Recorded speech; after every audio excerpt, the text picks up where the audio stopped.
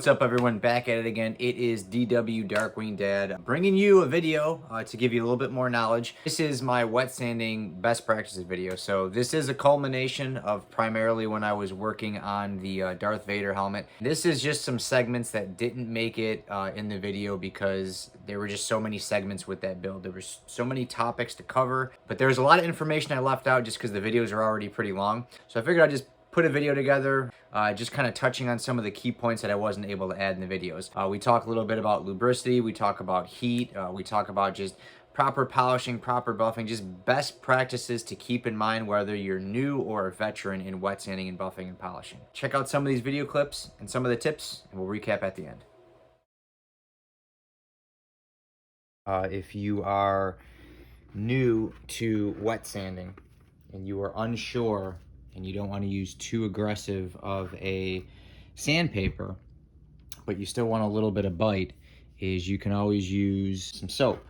Very important what kind of soap you use. I see a lot of people mention dishwash soap, and you have to be very careful, okay? I don't recommend dishwash soap on something that's freshly painted, especially Dawn. There are some dishwash soaps that aren't as heavy duty as Dawn, but Dawn is actually one of the worst ones that you can use. The reason being, Dawn, it contains surfactants, and it has acids in it. It's actually sulfuric acid. It's a low-grade sulfuric acid.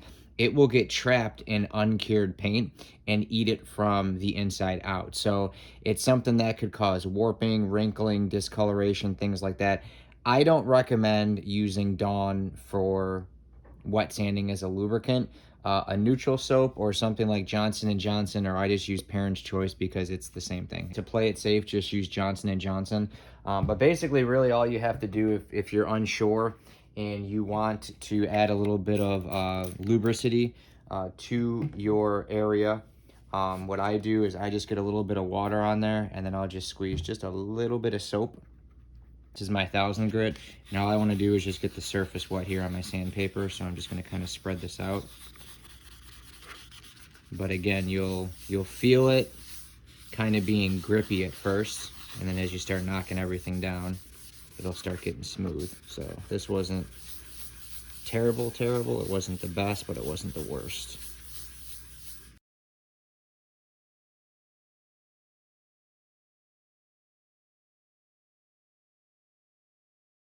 So now when we get to 2000, it's obviously going to start smoothing it out a ton.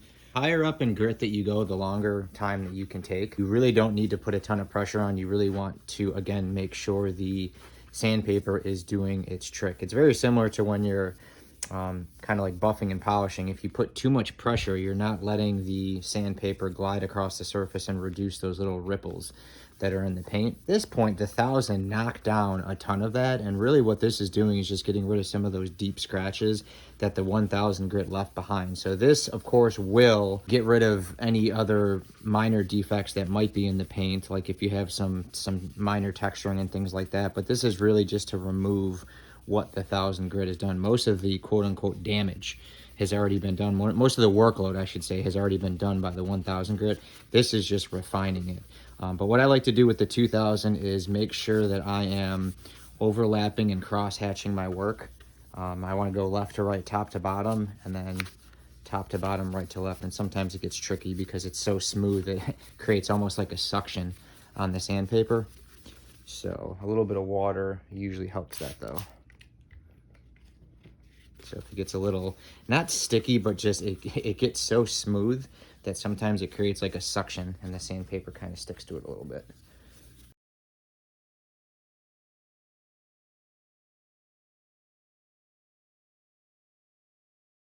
And I like doing this like fold method with these, just so it gives you something to grab onto. If you do it flat like this, you end up putting more pressure on it.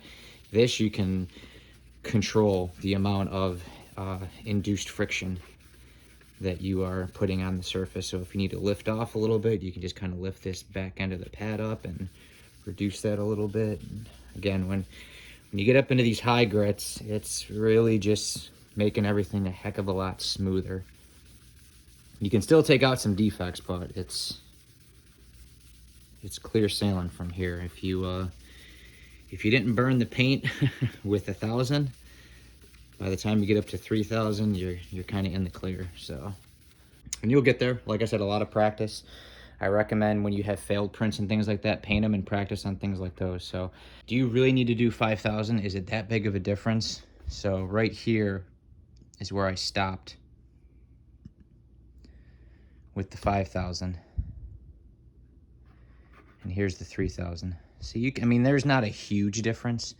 Do you need to do 5,000? No. There is a slight difference though. And I mean, if you were here and you feel it, you really can't tell a difference. Looking at it, not through a camera lens, there's a little bit of a difference. You can see how it changes right to about here, but you don't have to do 5,000. I know on this channel, I try to make honest recommendations, you know, and be transparent. 5,000 grit is not, it's not necessary, you know. If you do a really great sanding job and do, you know, 1,000, 2,000, 2,500, 3,000, that's all you're gonna need. You don't need to do 5,000. I'm just weird. Now, when you sand, there's two ways I recommend doing it. Getting some sort of a foam pad that you can fold over, because you don't wanna just use the contour of your hand. You wanna have some kind of interface. So what always works great is, when you're doing a dome anyways, is something that is bendable and squishy, like a piece of foam, or you can even use an old wallet. Either one will work absolutely great. One thing I don't recommend doing, especially on domes, is using something like a thick foam pad. Yes, it contours, it's sturdy. So you going over this, a rounded surface on something flat, you could create too much surface tension. You could take more paint off than you want to. So I don't really recommend using a foam pad like this. This is great for just, you know, straight edges. However, for domes and really intricate areas, I don't recommend a foam block like that. So I'm gonna take this foam interface pad here and just kind of fold this over. Kind of like this. I'm just gonna hold it like this and wet sand it. I actually like to hold mine, but if you wanna do it on the table, you can. So you have your paper folded over, and you're just gonna wanna support the piece, and you don't wanna really put a lot of pressure on it. You just wanna kinda glide over left to right. It just feels a lot better. Like, I can feel the sandpaper. I can actually feel the grittiness, and that's one thing you're gonna notice when you start wet sanding this, is it's gonna be just a little bit gritty. And we want to knock that grit down. So when you're going over this and you feel that grittiness and you feel it to start going away, that's a very good sign, okay? You don't want to put a lot of pressure. It's just not needed. It's not like when you're sanding PLA and you want to dig in. If you want to knock down the orange peel faster, decrease the pressure that you're putting on the piece. So decrease your hand pressure and increase your hand speed. A very important thing that you want to do when you're wet sanding is you want to kind of change your angles to a certain degree, because when you get certain angles, different angles I should say, you're going to be able to knock down the orange peel in a more efficient way. So always go left to right, top to bottom, and then go top to bottom, right to left.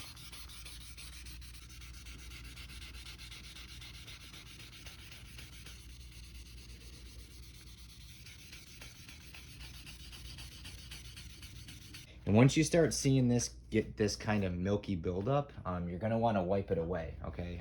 You don't want too much of that, because it's taking off, you know, some of the clear coat, which may have a little bit of grittiness, and you could potentially scratch it. So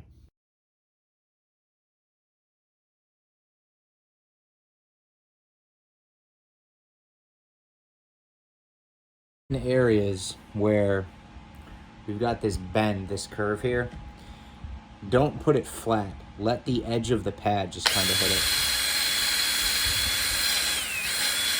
And just be careful, because see how when you come to an edge, how it kind of grabbed it? Always be careful, but you want it to kind of, it's not making a ton of contact, but it is going to polish it down. And you'll notice on here, only on flat sections will I keep the pad completely flat. But you'll notice I'm kind of arcing it. So as I come along, I'm lifting the pad. If you keep this completely flat, you're going to generate a ton of heat.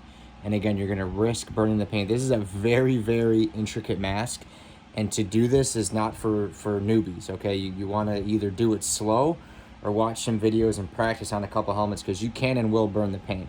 So what I'm doing here is just kind of like sweeping through.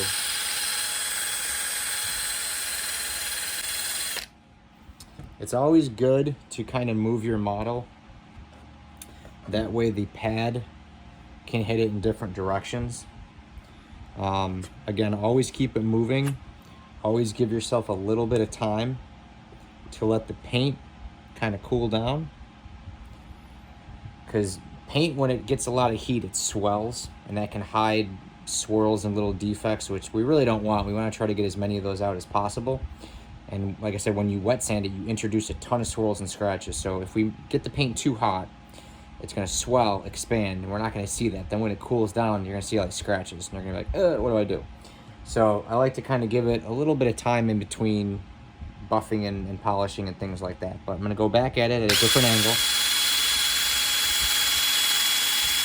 A lot of times after buffing, I really don't try to wipe a lot of the compound off, because it does generate the most amount of heat. So a lot of times what happens is the compound can get trapped in the clear coat, basically, just because it's warm, and it may look a little hazy and a little fuzzy.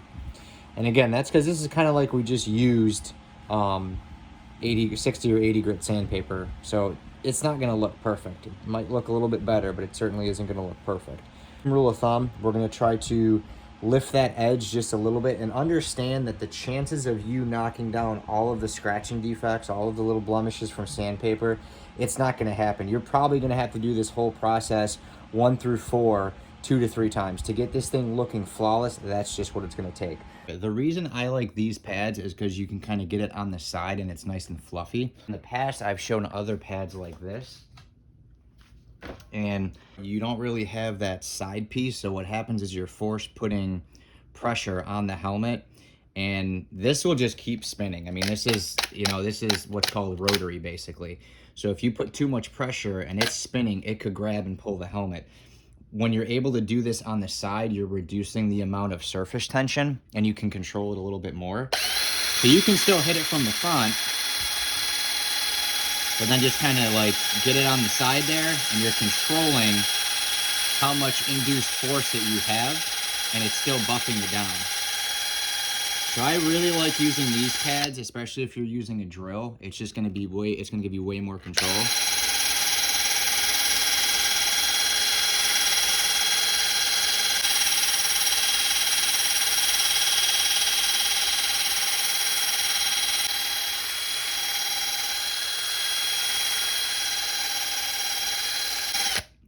So one very important thing that when you are polishing, especially with a drill, is you are generating heat, okay? So you want to make sure you are keeping that pad moving. You do not want to sit there and hold it in one spot, because you will burn through the paint. Very, very important thing with the wool pad, you almost want to let it feather on. You do not want to put a ton of pressure on.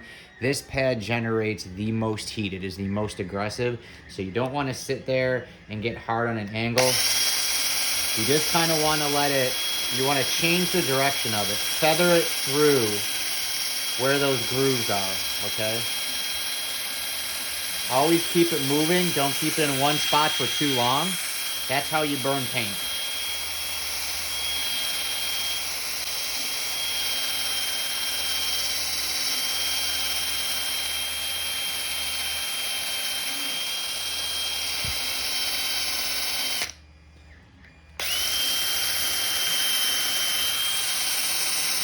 Now, more than likely, you're gonna have to do this wool cut at least 1 more time, maybe 2 more times, because this is what's gonna get rid of all the scratches. And you kind of have to be careful on a helmet like this, because like I said, it does have, some sharp edges. We've got some overhang and things like that. So a lot of the times what you have to do is kind of go through and knock down these scratches, and then really examine it after the fact to see where some of those other scratches are left over. And you can see I completely missed right here. Switch to my other wool pad. Now, you don't have to do this. This is just preference, okay? This one's, it's a different type of wool, and it's just kind of bigger and fluffier. So hopefully it can get in those grooves a little bit more. But I'm gonna basically repeat that process with this and then have a look at it, and then we're gonna go up to our medium cut foam pad.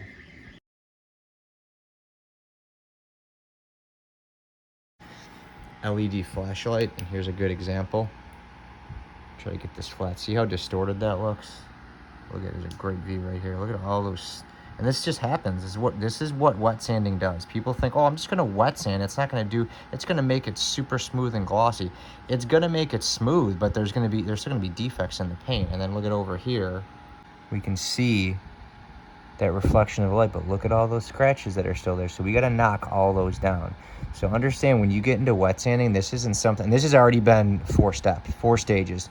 Buffed, polished twice, and then final polish. But this is what wet sanding does, and this is what it takes to get rid of it. So I'm gonna have to go through and hit this multiple times and try to get rid of all this scratching and these blemishes.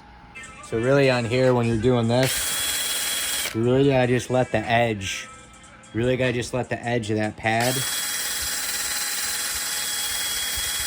kind of do the work for you. If you put too much pressure and try to spin that, you're either gonna snag it or you're gonna burn that edge right here, which we definitely don't wanna do. So always just kind of, when you get in tight quarters,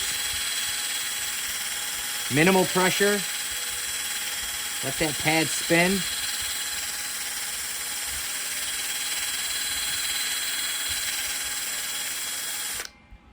Always know your limits. If you have a small intricate area as seen here, don't go grabbing your drill or your polisher and jamming it in there trying to polish a tiny bit of the area. You'll end up hitting the print, damaging the paint job, and you'll have to start all over.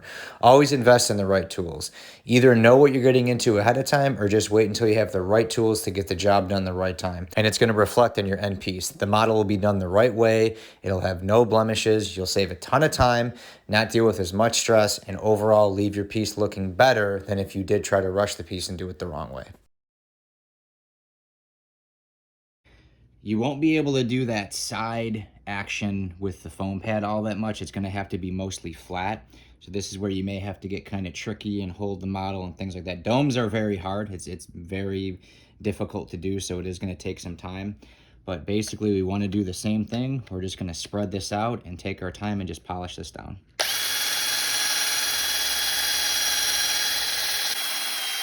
Most important thing is you want to let the pad spin. Do not put a ton of pressure on. Let the pad spin. When you allow the pad to spin, you're letting it do its job. You don't want it super light to where it's not touching it at all, but you don't want it super heavy to where you're pushing down hard on it. It's going to generate a ton of heat, and again, you're going to burn that paint. You want to find that happy medium where there's just a little bit of friction between the pad and the surface. You can still move it freely, and when you get it right in this general area of distance from the model and the right speed, it's going to knock down all those defects and start making it a lot more cleaner and crisper. Just like when we jumped up from that 1000 grit sandpaper to that 2000 grit sandpaper, you want to spend a little bit more time with that foam pad. It's always good to have 2 towels, newer ones, just because sometimes you'll get residual oils and things like that, and they'll smear around, and it'll, if you're not familiar with it, you may be like, oh, why are these streaks in here? Why is this smudginess in here? Yada, yada. So 2 towel method, I always recommend it.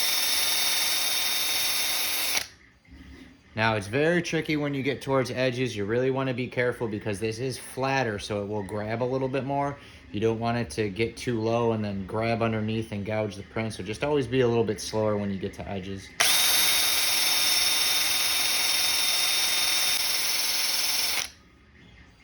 Sometimes what I like to do is even just drop my speed down. And just kind of getting those nooks and crannies. Put a little bit more force on there, because obviously it's not spinning as fast, so you can do a little bit more aggressiveness, a little bit more pressure to get in that nooks and crannies there. Off, you always want to just wipe very gently. You don't need to put a lot of pressure. You're just trying to basically wipe off residual oils is really all it is. So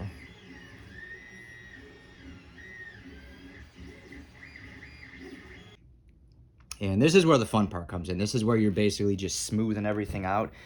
This is like when you're sanding your helmet at like 800, 600 or 800 grit. It's just like, I don't want to say it's a walk in the park, but you know you're in the home stretch, okay? So really what we're doing here is just trying to reduce any light scratches or swirls that might be in the surface. We already know we brought the gloss and the clarity back.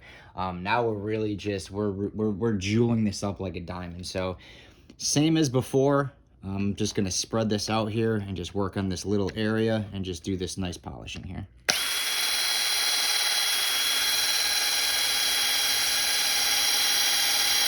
Is I will go through and see if there's any scratches, and I'll just spend time with this with your polishing pad, and it usually knocks them down. If it's a deep scratch, you know, that's going to be something where you're going to have to go back to probably the wool pad. So now you can do this method with a polisher. Obviously not this polisher, but it would be a similar polisher, what's called a dual action. It's a little bit bigger. I use it in my other videos. It's a 3-inch head. You know, the only downside to this is I feel like you don't have as much control with the drill. Just on certain pieces, you have good control with one hand, whereas this, you're kind of holding it like this and you just don't have as much control. So when doing the final polish on your model, obviously everybody wants that super glossy finish, that nice crisp bowling ball-esque finish on their model, right? And what do most people go to? Wax, okay? So wax is a very touchy subject. Personally, you should not be putting wax on your model for about 30 to 45 days. Reason being is because the paint's not fully cured.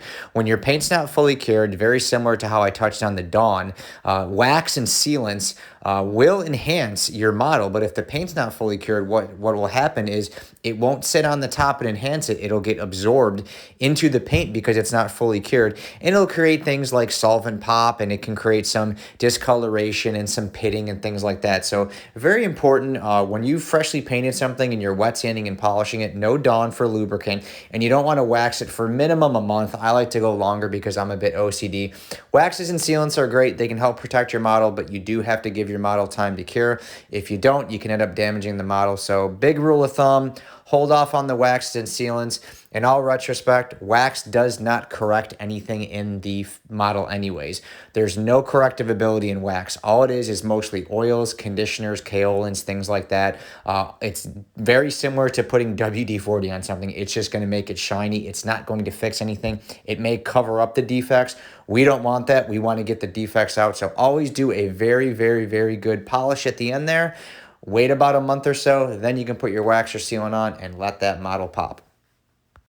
But that's pretty much what we want. You know, we want that nice, clean, crisp. You can see that there's no swirls, there's no scratches. There's just a little bit of polish still on here. That's where there's that little bit of haze. When I do my final wipe down, I usually use a little bit of alcohol just to help get all this off. But this will all come off with a better wipe. I mean, that's what you want. You want that nice, clean, crisp, looking like a bowling ball. That's what we want here.